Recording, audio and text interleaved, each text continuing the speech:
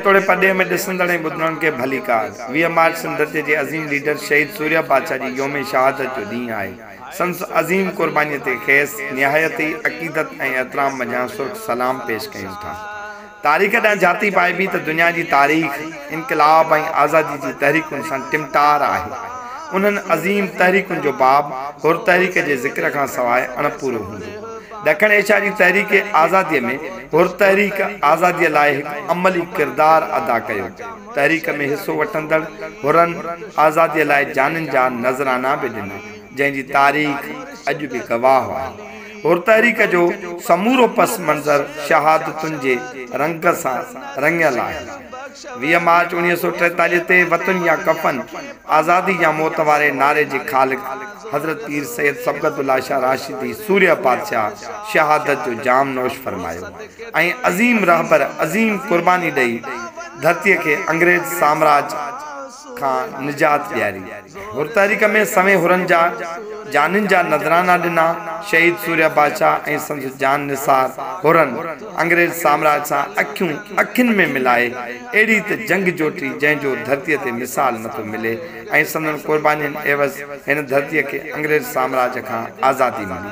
हुरनि जे हुरियत भरियल तारीख़ी मोरकनि ॾांहुं जाती पाए बि त नारा तालके जो खैवारीअ वारो मोरको बि हिकु आहे। हुरनि खे आज़ादीअ वारे मक़सद तां हटाइण, खेनि तकलीफ़ूं ॾियणु, जेलनि में बंदि करणु ऐं हिसाइण लाइ उन वक़्त जे खैरपुर जे नाज़िम गुलाम रसूल शाह खे अंग्रेज साम्राज्य वॾा हथियार ॾेई वॾा विढ़ाकनि जा जथा गॾे खैवारी रेस्ट हाउस में वेहारे।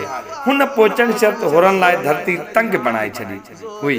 14 फरवरी 1942 ते फजुर महिल हुरनि ऐं गुलाम रसूल शाह जे विढ़ाकनि में मोरको थियो, जंहिंमें हुरनि हथां नाज़िम गुलाम रसूल शाह मारिजी वियो ऐं 6 हुर बि शहीद थिया, जिन में शहीद उमर फ़कीर काड़ो, शहीद अलादाद फ़कीर इबू पोटो, शहीद बबर फ़कीर जावरी, शहीद मिस्री फ़कीर चांग, शहीद जीवन फ़कीर लगारी, शहीद तैयब फ़कीर लगारी शामिल आहिनि, जेकी शहीद थी विया, जिन खे खेवारी रेस्ट हाउस वटि हिकु इज्तमाही क़बर में मुदफ़िन करायो वियो, जेका क़बर अॼु बि खेवारीअ में मौजूदु आहे।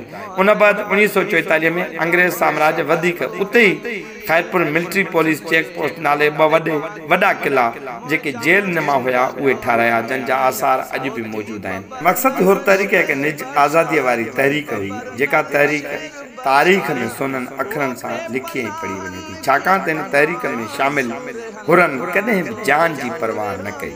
यकीनन पेश कयल मुख़्तसिर तारीख़ अव्हांखे ज़रूरु कुझु ॼाण ॾिनी हूंदी। अगरि असांजी हीअ नंढी कोशिशि अव्हांखे पसंदि आई आहे त हिन चैनल खे ज़रूरु सब्सक्राइब करे लाइक कमेंट कंदा। त पोइ अॼु फ़िलहालु एतिरो ई, वरी कंहिं ॿिए मौज़ूअ सां मिलंदासीं। तेसीं ॾींदा इजाज़त। सिंध सलामत साथ।